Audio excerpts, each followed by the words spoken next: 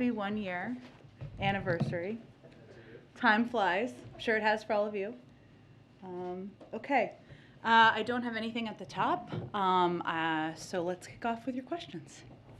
Okay, thank you. Just a couple of questions about yesterday. Sure. The president said one of the things that's been clear to him is the public doesn't want to see him be president's senator. And I was just wondering, does that mean he plans to step back from negotiations on the Hill going forward? And related, he talked about the importance of him getting out of Washington and explaining his agenda. How often should we expect to see him out and about America? Well, first I would say that one of my favorite things I've done since I took this job is to travel with the president, because he absolutely loves engaging with people. It's probably why he's been in politics so long. He loves talking to people who agree with him, people who don't agree with him. And I think what you heard him say a lot last night is reflective of what he's been telling us for some time now, which is that he wants to do a lot more of that. What that looks like on the schedule, we're still determining that, but it certainly means you'll see him out on the road more. You'll see him probably bring members of Congress with him on Air Force One, as he's done recently, and he's really enjoyed the opportunity to be able to have those free-ranging conversations with them on the back of Air Force One. And it means you'll see him talking more about his agenda and what he's doing to make people's lives better. So we don't have anything more to preview, but I think you heard very clearly multiple times last night from the president that that is how he wants to spend more of his time moving forward. But to go back to the origin of your question there, Amar, it doesn't mean, what it means is he has a talented, experienced legislative team. Some have said one of the most experienced legislative teams in recent history. That is true. And he's certainly going to continue to rely on them, and probably rely on them more to get a lot of the business done and negotiations and work with Congress. He, of course, is always going to be someone who picks up the phone and talks to people he's known for a long time in Congress, whether they're Democrats or Republicans, and he'll continue to do that. But it's a reflection of how he wants to spend his time and his recognition that he wants to spend more time out in the country and less time behind closed doors negotiating. Is that a course correction or a lesson learned from the first year of being on the job and going through the paces? I wouldn't put it exactly in those terms. I would say that it's a reflection of how our own of his view, which we share, of how we can best use his time. And there's nothing more valuable than the president's time. But it also means bringing members of Congress with him on the road sometimes. Having them listen to the American people, people who agree with them and don't agree with them. COVID obviously has posed some challenges, but that's what it's a reflection of. The second thing I wanted to ask about yesterday was President Biden said the midterm elections, quote, easily could be illegitimate. Is he predetermining that the November elections are going to be suspect? Well, I talked to the president about this last night and this morning. He was not intending to cast doubt on the legitimacy of the 2020 election. He was actually attempting to make the opposite point, which is that in 2020, despite COVID, despite many attempts to suppress the vote, a record number of voters, Democrats and Republicans, independents too, turned out in the face of a pandemic, and election officials made sure they could vote and have those votes counted. He was also explaining that the results would be illegitimate if states do what the former president asked them to do in more than a half a dozen states in 2020, after the 2020 election, toss out ballots and overturn results after the fact. And his view is that one of the most important roles we can play now is informing and educating the public on what these laws are, on efforts to suppress their vote, and even beyond the laws, efforts in different states across the country to make it more difficult for them. Go ahead, Phil. Thanks, Jen. Just to follow up on that, the president said, or predicted that something would get done on the electoral reform side. Senator Manchin said today that he had spoken to the president about the bipartisan effort that's going on related to the electoral count efforts as well. Is the president getting behind that effort? Are you guys involved in that effort? How do you see that effort playing out, given kind of went against that effort earlier through the context of the John Lewis Act? Well, we've never been against it. We just have always wanted to be clear that it was not a substitute for voting rights legislation, which some, I think, were attempting to project. And so, especially as we were working to get the John Lewis Voting Rights Act across the finish line, and the Freedom to Vote Act, which do very different things, right? I mean, than the Electoral Count Act. The Freedom to Vote Act creates standards for voter access and voter registration, outlines criteria to make redistricting less partisan, and strengthens campaign finance laws. The John Lewis Voting Rights Advancement Act establishes a new pre-clearance process to ensure that certain states and jurisdictions need approval from the Department of Justice before moving forward with changes that impact voting rights. The Electoral Count Act does something entirely different. So I think our point is it's not a replacement for. But certainly the president is open to engaging with, talking with, as we are, even though it's not a substitute. Republicans and others who are interested in moving forward. Another legislative question. The president talked about breaking up pieces and Build Back Better. I think I understood what he was trying to say there, but just for clarity for congressional process nerds. He's still talking about We're in keeping- D.C. It's a safe place. Lots of process nerds here. Scaling back a single reconciliation package, moving that forward, and then maybe voting on things that aren't in that package. Is that the context here? Well, he wasn't necessarily dictating what the size would look like. He wants to get as big of a chunk as we can get done and through Congress.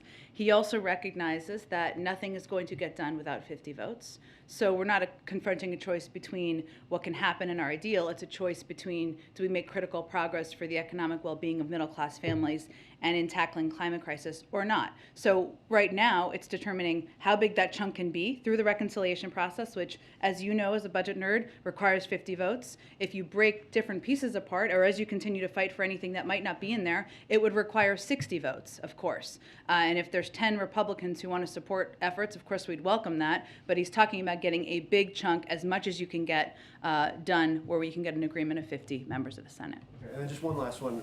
We've seen the president's statement, the tweets, and your statement last night. Has there been any communication directly to Ukrainian officials to address any of their concerns that they had after the press conference? We have been in touch at a high level with Ukrainian officials and leaders. As you may know, Secretary of State has been in Europe. He was meeting with Ukrainian officials a couple of days ago, European leaders earlier today, and he's meeting with his Russian counterpart tomorrow. So we have been in touch at a high level. They certainly understand from those conversations what the president meant. And you saw the president make a statement or convey clearly his point of view this morning, which is reflective of exactly what he said, most importantly to President Putin.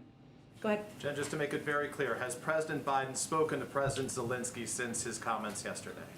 He has not. He has spoken with him a couple of times, as you know, in the last month, but we have spoken at a very high level, but below the president. Let me ask you if I can follow up on the questions about voting rights and the integrity of the election. You said the president's intention was not to cast doubt on the upcoming midterms, but when a reporter followed up, the president said to him, "I'm not saying it's going to be legit. The increase in the prospect of being illegitimate is in direct proportion to us not being able to get these reforms passed." So yes or no, does the president believe, if all remains as it is right now, that the elections this fall will be legitimate?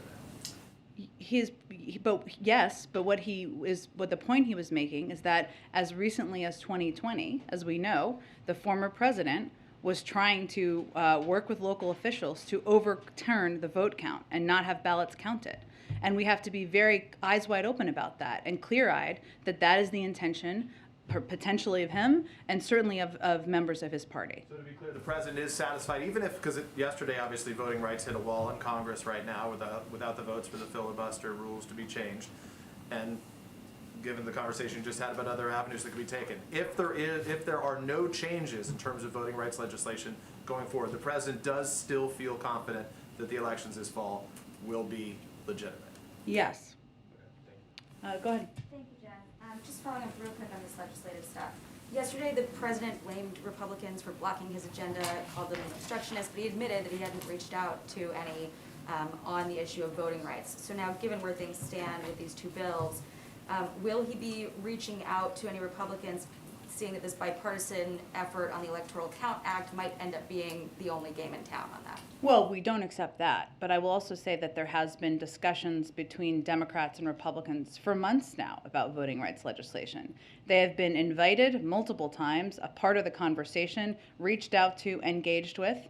16 of them have supported the protection of voting rights legislation in the past and declined to do that this time. They are not uninformed about exactly what this legislation would do, and they've always been welcome to be a part of the conversation. They decided not to, and I think that's important for people to understand. Real quick question on crime, then I want to ask about Ukraine. Ahead of the president's meeting with the mayor's conference tomorrow, some of the biggest headlines this week have been the New York City woman being pushed to her death in a subway, the woman in LA being murdered allegedly by a career criminal. I saw this morning that you went on TV and reiterated the president's Fox. position. Yes, on Fox. Thank you for joining us. That he wants to fund police and make clear that crime is something that this White House takes seriously. But you guys have not weighed in on the actions from these prosecutors. So why hasn't the administration weighed in on some of these new policies from DAs who are downgrading certain crimes or refusing to prosecute certain crimes, given that it could undermine some of these broader efforts that your White House is making to show that it takes crime seriously? Well, one, there is a law enforcement component and a justice component of the federal government, right? The president has been crystal clear, I think, and almost every time he's spoken about this, that he believes that more needs to be done by local leaders. We're going to support funding to ensure they have that, whether it's local COPS programs or other programs to support surge response teams, as we're seeing different kinds of crime in different parts of the country. And that will continue to be what he advocates for. But I wouldn't expect he's going to comment on or engage in every local law enforcement action. Moving on to Ukraine, bipartisan members of Congress from several different committees this week have been told in briefings that U.S. officials believe Russia is likely to invade Ukraine, despite this continuing narrative that Putin has not made up his mind. They're saying that satellites, signals intelligence, and human intelligence is all telling the same story. What they're seeing and hearing is about to happen.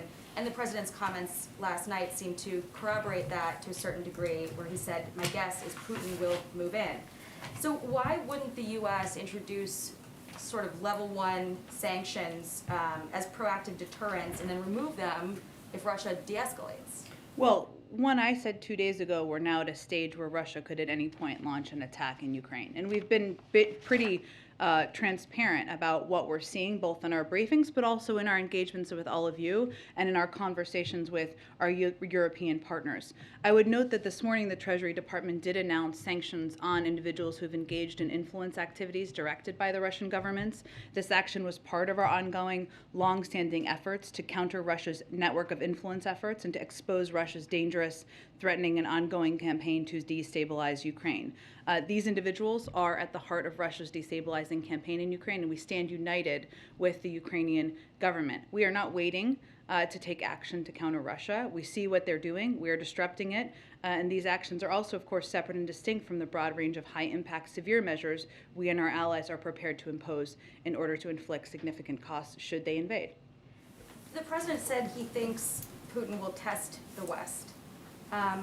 Isn't that in some way already happening? And why are we spending this time debating what to do after an invasion rather than mitigate the risk of one in advance of that happening, especially because this buildup is already causing economic consequences for the U.S., having to send additional aid?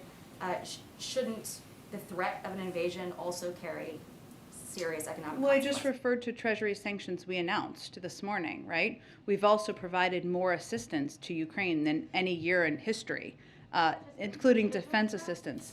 Those are. But again, what we're making decisions on based on decades of experience the president has and decades of experience of our foreign policy team and through consultation with our partners on what is going to be the most effective step. President Putin is going to make the choice he's going to make. Either he's going to decide to invade Ukraine and suffer severe economic consequences, or he's going to decide to engage in diplomatic discussions. It's important to remember who the aggressor is here. The aggressor is Russia and Putin.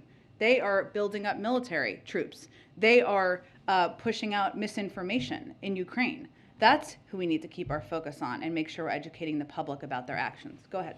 Where do deliberations stand on the broader economic sanctions that you're planning? Has the president given a final sign-off on a package?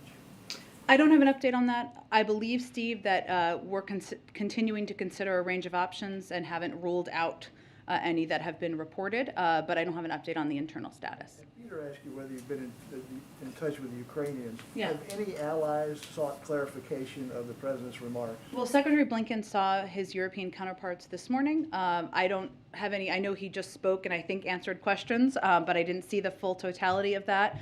But certainly he reiterated what you heard the president say this morning, what the president has also conveyed directly to President Putin. And we have been in such close contact, I think over 100 engagements over the last several weeks with our European partners and counterparts, with our NATO partners, with the OSCE, with the EU, to make sure we're working in alignment and in lockstep about how we're going to approach any actions President Putin takes. The President talked a little bit about the possibility of another summit with President Putin.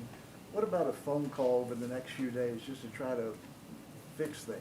Or I don't have anything to predict on that front, Steve. I would say that, as you know, last week there were 3 rounds of discussions. This week, Secretary Blinken is, of course, in Europe, and there was also a bipartisan congressional delegation there. The president has been in touch with all of them.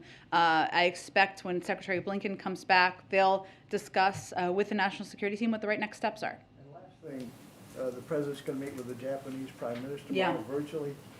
What are they going to talk about? Are they going to talk about this recent upsurge in missile launches by North Korea?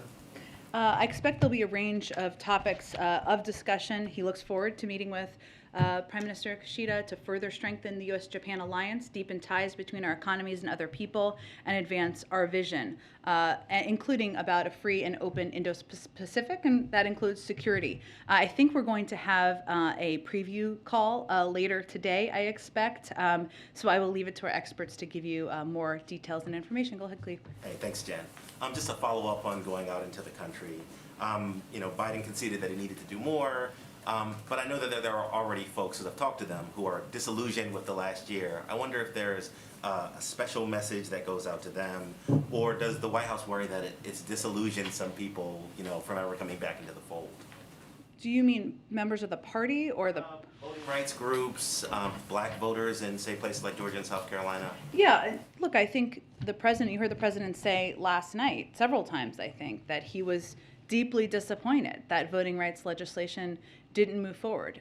You've also heard him say, and he would repeat this to advocates who have been fighting so hard since the 2020 election, that he's going to fight until his last breath to ensure there is voting rights legislation that passes. I know today marks 1 year, but that does not mean our work is done. Nobody's packing up their bags.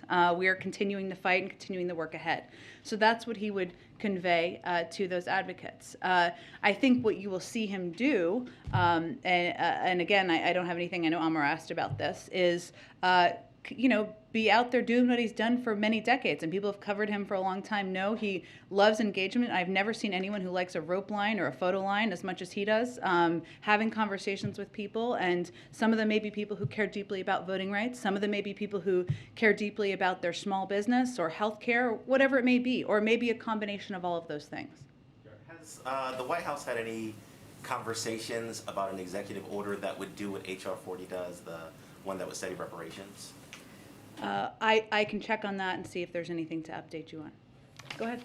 Thank you. I'm Gerald DeLay from Bloomberg. Yes, Drill, how are you? Good to see you again. Good to see you. When will the White House engage in new talks with Senator Manchin on Build Back Better? Last night he told reporters that no one has contacted him. Well, I think as I've said here before, we are not going to read out or detail all of our engagements with every senator, including Senator Manchin. And we are in touch with every senator at a senior staff level. That is true, but of course he's a key part of getting legislation across the finish line, and you heard the president convey his desire and interest in doing exactly that. Will a new Build Back Better proposal be forthcoming without the expanded child tax credit? I'm not going to prejudge what it's going to look like. The president proposed an extension of the child tax credit because it's something he very much believes in. It helped cut childhood poverty by 40% last year. That's significant. It helped a lot of families get them some breathing room, help them make ends meet. But again, what the president knows is that there is agreement in Congress among Democrats about a couple of things. Doing more to lower costs, lowering costs for child care, for health care, negotiating with on prescription drugs, and we got to figure out what we can get in a big chunk of a package to get it across the finish line, but I'm not going to negotiate from here. Go ahead. Thanks. I have questions today on East Asia and also on Iran. Okay. Starting with East Asia and the upcoming U.S.-ASEAN summit. Mm-hmm. Can you just talk a little bit about how important ASEAN is for U.S. policy in the region and how you view specific ASEAN members in those goals, in the context of those goals? Well, I think what you've heard the president talk about before as it relates to how he was going to approach, and even if we reflect back on the first year, rebuilding our partnerships and alliances, and some of those are through pre-existing structures like ASEAN, some of them are through direct bilateral relationships, has been a priority for the president from the beginning, because he thinks it will strengthen our objective of advocating for human rights, for global security, and for even working in conjunction to address big global problems, right? Like the global economy or the COVID crisis. In terms of the exact agenda, I don't have the details of that yet. I'm sure we will preview it as we get a bit closer. But it's another opportunity for him to have conversations about how we can work together and how we can rebuild a lot of the relationships that were destroyed over the 4 years prior to him. Well, then quickly on China before I move on to Iran. The president said yesterday that he's not ready to lift tariffs on Chinese imports, but the Chinese Ministry of Commerce fired back and said that if he were to do so, it might ease inflation and make things easier for both manufacturers and consumers in China and in the U.S. Is that a tool that he might consider to fight inflation? Well, we are undergoing a review of all of these and looking at how they impact different industries. That effort is being led by Ambassador Tai, as you know. Some of them have not hurt industries, some of them have, and we're certainly, but I don't have anything to preview on that front. It's really being led by Ambassador Tai. And then finally, on Iran, the president was quite optimistic yesterday. What is the source of his optimism? Has he received any assurances from Iran's supreme leader? And is the U.S. planning to deliver on the guarantees that Tehran is seeking? Well, I think it depends on what Iran's willing to bring to the table. So the president is always going to, he believes that diplomacy is the first best option. And we are engaged, I believe it's the 8th round of talks now, if I'm remembering my numbers, 8th round of talks. And we are going to see what happens. He also several weeks ago asked his team to prepare a range of options as well. So that has also happened. I mean, there are realities though here of what we're looking at because of the decision by the last president to pull out of the Iran nuclear deal, which means Iran is much closer to developing the fissile materials they need. We don't have no transparency or visibility as we had when we were in the deal. There have been more attacks around the world on our allies and partners. So there are some realities of the challenging circumstances we're in because of the decision made by the former president.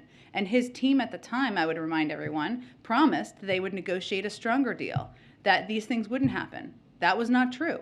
So here we are, we're in the diplomatic negotiations, and we've been very clear about where we stand on what we would agree to. But again, I don't have anything to read out for you beyond the status of where they are now. Go ahead.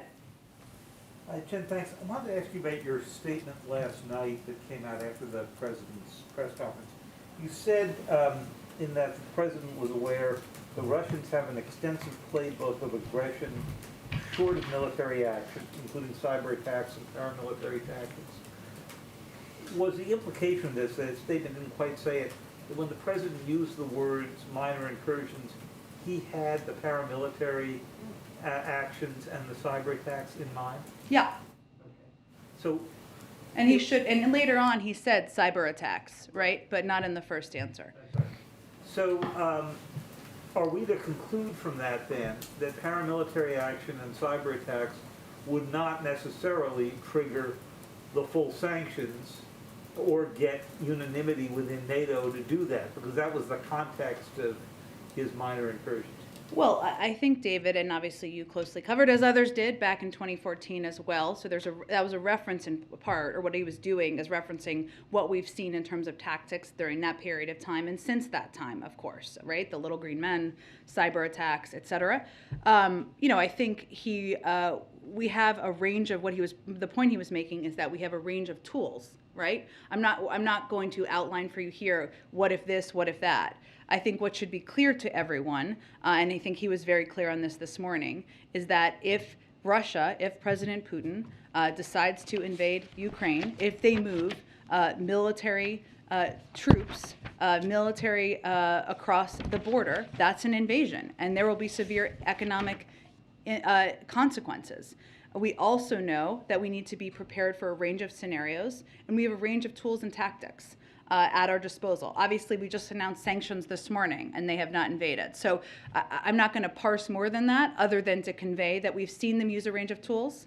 What he was very clear about this morning is that if they assemble Russian units, if they move those across the Ukrainian border, that's an invasion. There will be severe economic consequences. On a NATO, what he was conveying is that we have been focused and ensuring that we remain united with NATO. Now, united doesn't mean that everything will be identical, right? It means we're united and taking actions should they decide to invade. And we are united. And you've seen leaders from Europe convey very clearly that there would be consequences, even as recently as this morning.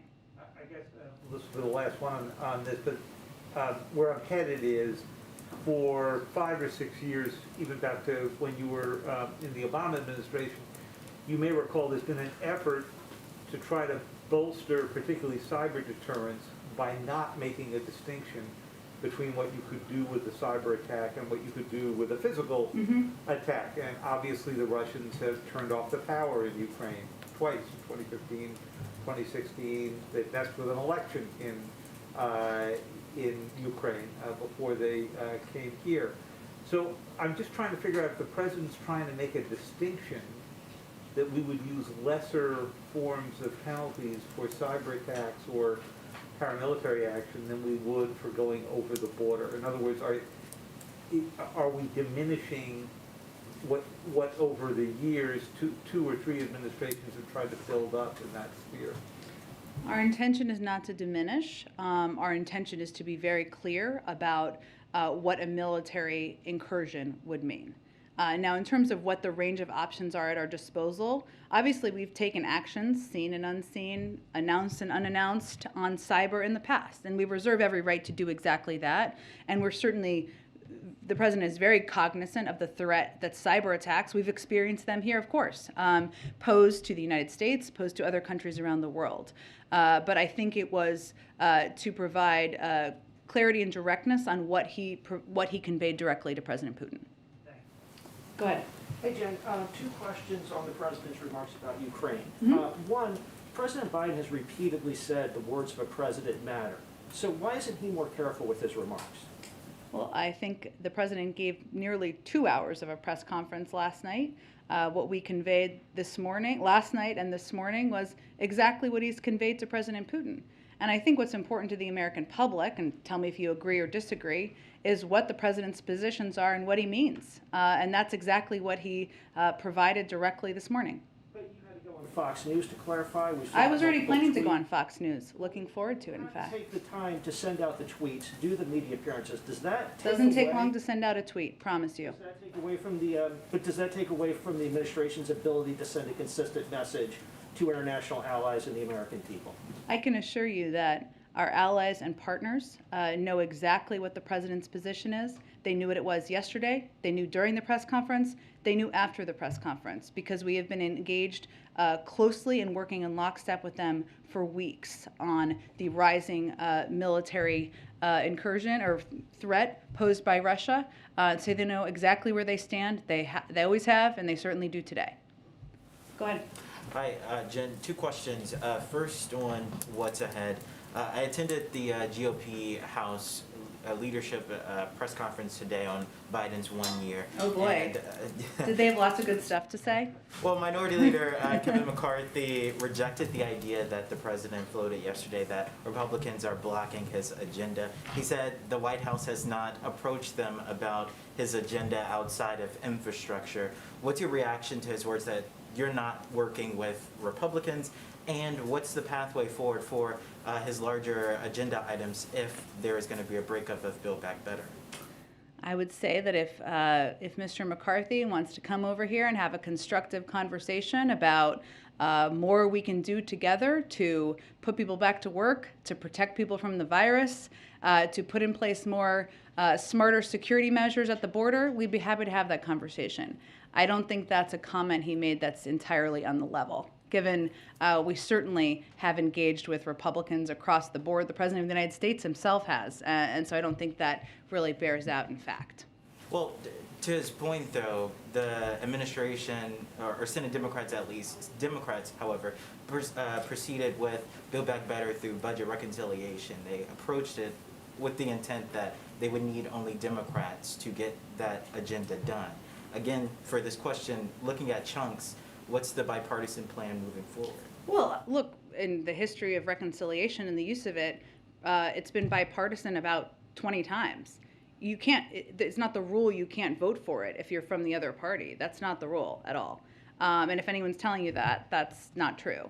I would say that what's perplexing to us, and maybe somebody asked Mr. McCarthy this or not, is are Republicans now against negotiating lower prescription drug prices? Are they now against lowering the cost of childcare? Are they now against lowering the cost of elder care? I mean, if they allow us to claim all of those things on the Democratic side, we'll take them. But it is a little perplexing that they would allow for us to own all of the ground on that. One last question from our Hawaii Bureau. I don't think the administration has spoken on this yet, but has the president been briefed about the oil spill and what's the action to address that? I can check with our team. I believe he probably has been briefed on it, but let me check with our team and see if we can get you an update after the briefing. Go ahead, Alex. Thanks, Jen. 3 questions, if you can humor me. First, in response to my colleague on crime, you said local leaders, more need to be done by local leaders. Is that going to be part of the message tomorrow when the president meets with mayors that, this is an issue that is under their control and they need to handle it so it doesn't sort of come back to you in the way that it seems to be doing? Well, that's not exactly our message. I mean, actually, what we've conveyed very clearly in the president's budget includes is a plus up of a lot of the funding for the COPS program, for example, a significant plus up of several $100 billion from the last president, because we know that local communities, local COPS programs need that funding. There's different crime challenges in different communities. It is important for local leaders to step up if they see crime in their communities. There's a lot the president will discuss with the mayors tomorrow. I haven't had a chance to look at the remarks yet and see if that's a part of it. Second question, there's a conversation brewing that I'm sure you're aware of about the direction of the Democratic Party, and it's no longer just sort of confined to the Substack discontents. The Times has this focus group that they published a sort of transcript of that Frank Luntz, your favorite pollster, held, and one voter no says, issue with Franklin. Okay. And one voter says, I just want to send a message. I think the Democratic Party is nuts at the moment, and the only way I can send that message is with my vote. And then another voter responds to that, yeah, the progressives have taken over the Democratic Party. I just want you to respond to that and to the broader criticisms that the administration is being moved too far to the left, and that could present challenges down the road for you. Well, I'm not going to respond to individual people in focus groups, but I will tell you that the president's view and our view is that his agenda is one that is broadly popular in the country among many progressives, but also among many moderates and, frankly, many Republicans who are maybe not sitting in this zip code, but are members of the public writ large. And that's because negotiating the price of prescription drugs is something people think is long overdue. That's because a lot of people can't afford the cost of childcare. It is prohibitively expensive. That is why 2 million women, in part why 2 million women are not in the workforce. A lot of people don't know how to afford elder care, especially when they're paying also for childcare. People don't know how to get universal pre-K for their kids, or they can't afford to do it. They put them in daycare, making them less likely, by data, less likely to graduate from college. Those are things that are American issues. They're not Democratic or progressive issues. And his agenda is broadly popular across the spectrum. We also know that that there are challenges that the American people is going through a lot right now. And we've talked about this before, but obviously we're at a point where we're still fighting a pandemic. We didn't think we'd still be there. That's frustrating to people, no matter what wing of the party or whether you're a Republican. It's frustrating to everybody. We certainly understand that, and we know that's why we need to focus on getting the pandemic under control and continuing to address costs. That actually gets to my final question, and I appreciate being able to ask Sure. all three. So if we climb to like a higher altitude than, crime trends or polls or focus groups, how much of just the key to this administration is just getting through the pandemic and getting through it in a way that is safe and responsible, and then we can all sort of exhale and say, this is done. And is there a sense, and I have a feeling there is, that other things will fall into place once you get through COVID? Because it seems to me that you guys are paying a political price for the fact that this pandemic just does not end, and people are frustrated, and for any number of totally legitimate reasons, but they're taking it out specifically on you. Well, we know that COVID, the fact that we're still fighting a pandemic, is on the minds of nearly every American. Of course it is. It impacts their daily lives and how they're living their lives. They can't go to concerts or restaurants. You worry about your kids going to school. And life doesn't look the same as it looked a couple of years ago. The president believes, and you heard him say this last night, that we can get COVID under control. And COVID, as it is right now, is not forever. It does not have to disrupt our daily lives. Right now, of course, we're in an unprecedented surge. We have the tools, but we believe we have the tools to protect ourselves, our communities, our schools, and our businesses. And everyone needs to be unified around these tools. That is our focus. But COVID right now, as it is right now, is not going to be what it is for forever. And that's what we're working to get to the other side of. There's no question that addressing the pandemic is the top issue on people's minds. Because we've discussed it here, that Governor Polis in Colorado last month said, emergency over. Is there a sense that a similar message from the president could, sort of help with the sense that we are progressing, even if we are clearly still in a pandemic? But some people thought Polis's message was irresponsible, but others celebrated it, and I wonder what you make of that shift in tone from a fellow Democrat. Well, I think the President of the United States has a responsibility not to make that statement until the data and the science backs it up. And when it does, he'll be eager to make that statement. I would note that Colorado still receives a range of federal assistance to ensure that people have tests, masks, vaccines, and so that's still part of how they're working to address the pandemic. Go ahead in the back. If I could go back to Ukraine for Sure. a moment. When he made those comments yesterday about the minor incursions, he said something along the lines that those types of minor incursions would require some more discussion with allies as to whether or not to respond to them. He did say this morning that there was a wide range of options to respond. How much of agreement is there, if we're putting aside full-blown invasion, how much of agreement is there between allies and the United States as to whether or not to respond, and how, what type of response should be there?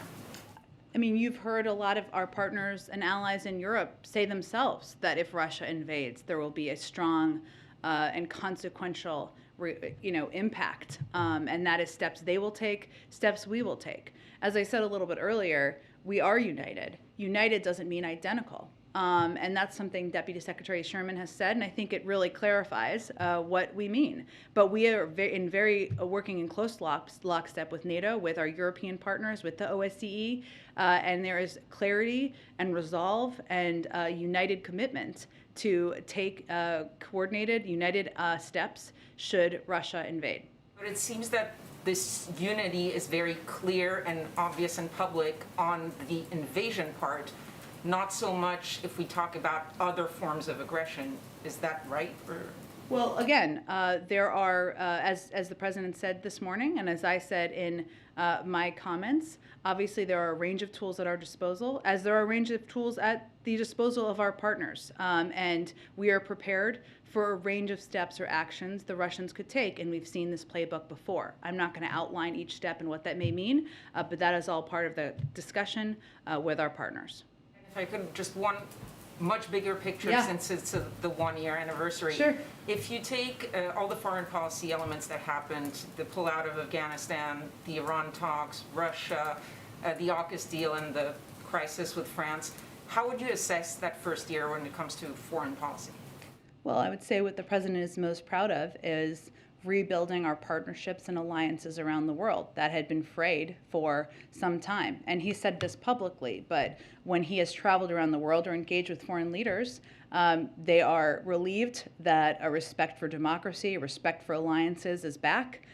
They are worried about how long, and that is how frayed the last president left those relationships. But rebuilding that and rebuilding that trust is a big basis of what he's proud of. And he believes, as you touched on a couple of the items you did, one, we have a long and abiding relationship with the French. They've said that, so I don't think it's accurate to say it was a crisis.